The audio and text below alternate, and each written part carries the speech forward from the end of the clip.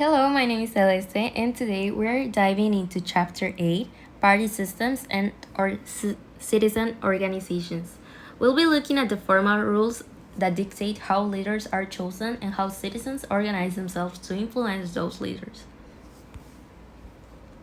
So we will be able to find electoral systems, distinguish between different methods for electing executive and legislatures, and understand the role of interest groups and social movements in countries like Mexico, Nigeria, and the UK. Electoral systems. The formal rules and procedures for selecting the executive or members of the legislature. Here, there are two main systems for the direct election of the executive: pluralist system versus two-round system. The pluralist system is when the candidate with the most votes wins, even if they don't have a majority. In Mexico, the president is elected through a one and done vote. Whoever gets the most votes wins, and period.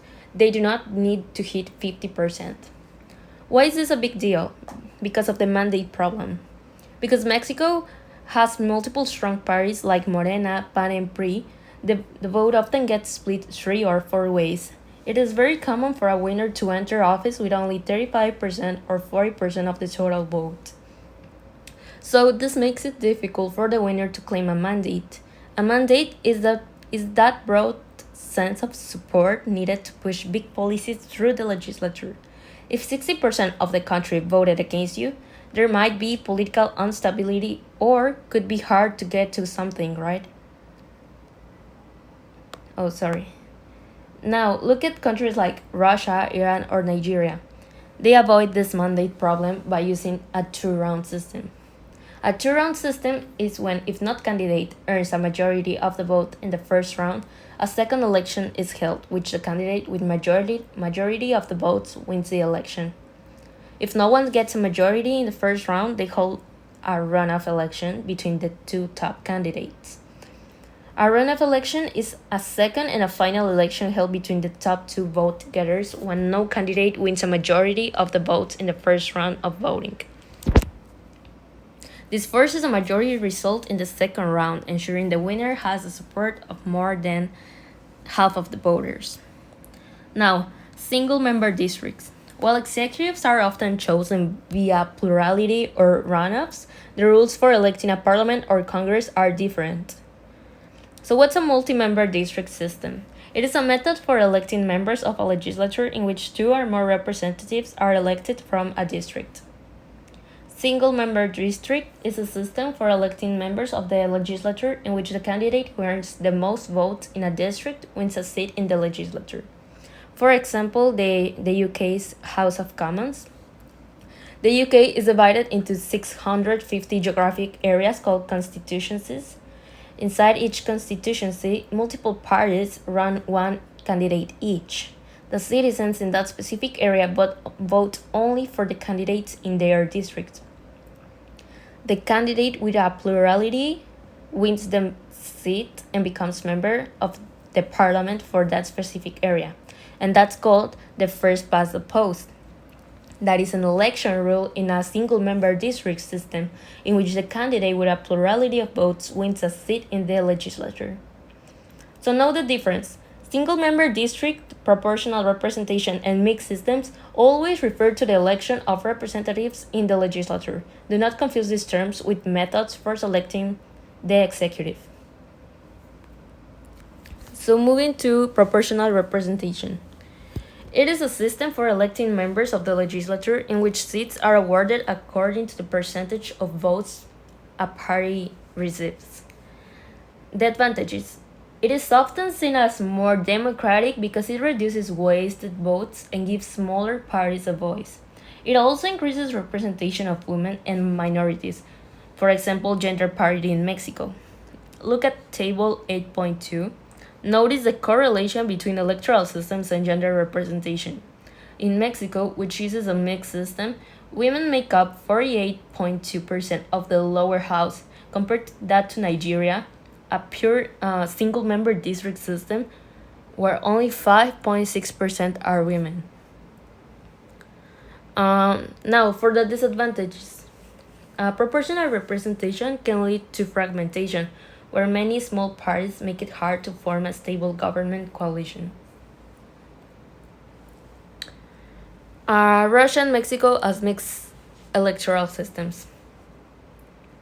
Now we move to mixed electoral systems, which combine the geographic accountability of single member districts with proportional representation. On paper, it's the best of both worlds. However, as we compare Russia and Mexico, we see the system can produce two very different outcomes. So, what's a mixed system? It is a system for electing members of the legislature that includes both single member districts and seats awarded through proportional representation. As we can see in this comparative analysis, in Russia's State Duma, the 450 seats are split exactly down the middle. 225 from proportional representation party list and 225 from single member district. So while this looks balanced, it has historically been used to benefit the dominant party, United Russia. The Kremlin often uses the single member district proportion to ensure loyal lists win local seats where opposition is fragmented. Mexico also uses a mixed system for its Chamber of Deputies, but with a different split: 300 single member district seats and 200 proportional representation seats. Unlike Russia, Mexico's system was designed specifically to prevent one party dominance. The 200 proportional seats act as a safety valve for smaller parties. Even if a party like the PAN of PRD can't win a local district against a giant like Morena, they still get seats in the Congress based on their national percentage of the vote. This ensures that the legislature actually reflects the diversity of Mexican political thought. Now we move to section 8.2, political parties. As we move into our second section, we aren't just looking at who has parties, but why the rules we just discussed in section 1, 8.1, like single member districts versus proportional representation, actually dictate how many parties a country can realistically support. We'll also look at why even wealthy democracies, the grip of traditional parties is starting to slip. Types of party systems. A party system is the number of and strength of political parties within a country. We categorize them into four main types based on who can realistically hold power. The dominant party system is a party in which multiple parties exist, but one party dominates the executive branch and wins the most of the seats in the legislature. For 71 years, Mexico was a textbook example of this with the PRI. They allowed opposition parties to run, but the PRI controlled the media, the money, and the electoral court, making it a perfect dictatorship. Then the two-party system. A party system in which only two parties are able to garner enough votes to win an election, although more may compete. This almost always happens in single-member district systems like the United Kingdom. Because of the winner-take-all rule we discussed earlier, voters gravitate toward two largest parties to avoid wasting their vote. This provides stability but can leave many voters feeling unrepresented. Then, multi-party systems. It is a party system in which more than two parties can win a national election and control the government. This is common in proportional representation systems because seats are awarded by the percentage of the vote. A party with only 10% of the vote can still get 10% of the seats. This leads to coalition governments. Since one party rarely gets 50%, they have to team up with smaller parties to pass laws. So, Mexico is a multi-party system dominated by Morena, PAN, and PRI. Because they want to win single-member district seats, these parties often become catch-all parties. This means a party that takes ideologically diverse, usually middle-of-the-road positions to capture as many voters as possible. Mexico's citizen support for political parties. Let's look at this imaging map of Mexico. It shows the percentage of the population that trusts political parties by state. You'll notice the national average is quite low at 28.9% states in the north, like Sonora. 32.7 show slightly higher trust, while southern states like Oaxaca, with 22.5%, and Chiapas, with 22.8%, show much lower confidence. This lack of trust often fuels the social movements we will discuss shortly. So, moving forward to section 8.3, interest groups and social movements. For these sections, we have three main goals: define interest groups, understand how organizations like labor unions or religious groups pressure the state, pluralism versus corporatism. This is a state control spectrum. Does the government allow any group to speak, or do they handpick the winners? Social movements explain why people sometimes keep formal groups and take to the streets for massive change, like the Brexit movement in the UK. Now, let's look at Nigeria to see how interest groups operate in a society with deep social divisions. Definition: an association of individuals or businesses that attempts to influence government. Interest groups in Nigeria are part of civil society and operate independently from the government. Let's see some of these groups. The Nigerian Labour Congress, NLC, is a massive group that fights for workers' rights, like increasing the minimum wage. Because Nigeria is so ethnically and religiously divided,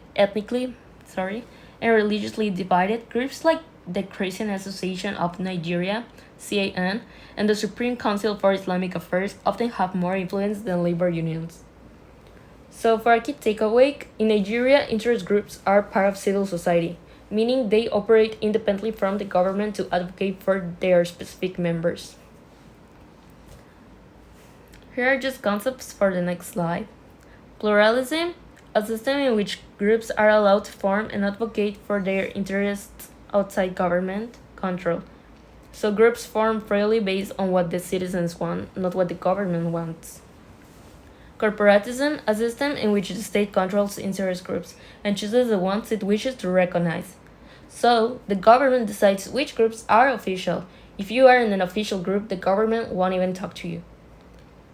Then, the Single Peak Association is an organization that brings together all interest groups in a particular sector to influence and negotiate agreements with the government.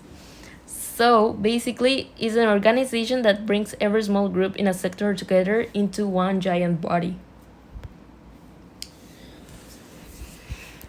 Let's dive into this slide. To truly understand corporatism, we have to look at Mexico's history under the PRI.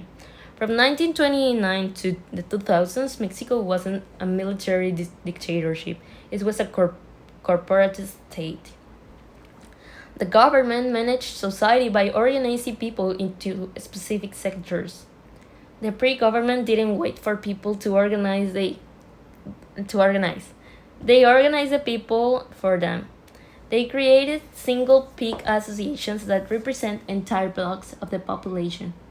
If you were a factory worker, you belonged to the CTM, Confederación de Trabajadores de México, and if you were a farmer, you belonged to the CNC, Confederación Nacional Campesina. As Mexico democratized in the 1990s, this system broke down. People wanted autonomy. Today, Mexico has moved much closer to a pluralist model. Independent unions and civil society groups now compete for influence, and the government can no longer rely on a few peak organizations to control the entire population. Let's finally move to social movements. A social movement is a loosely organized group that seeks major change through collective action. These movements usually ignite when a large portion of the population, often the youth, feels that political parties and interest groups have become elite control and are no longer listening to the common person. Since the 1960s, this has been become a primary way for citizens to challenge its status without waiting for the next election cycle. The most powerful modern example in our course is the Brexit movement in the United Kingdom. Brexit wasn't just a referendum, it was a massive social mobilization. It combined nationalist sentiment with an anti-EU frustration. It bypassed traditional leadership of the major parties, Labour and Conservative, and forced government to make a radical shift in foreign policy. It proved that a grassroots movement could fundamentally redefine a country's sovereignty. That's it. Thank you so much for watching.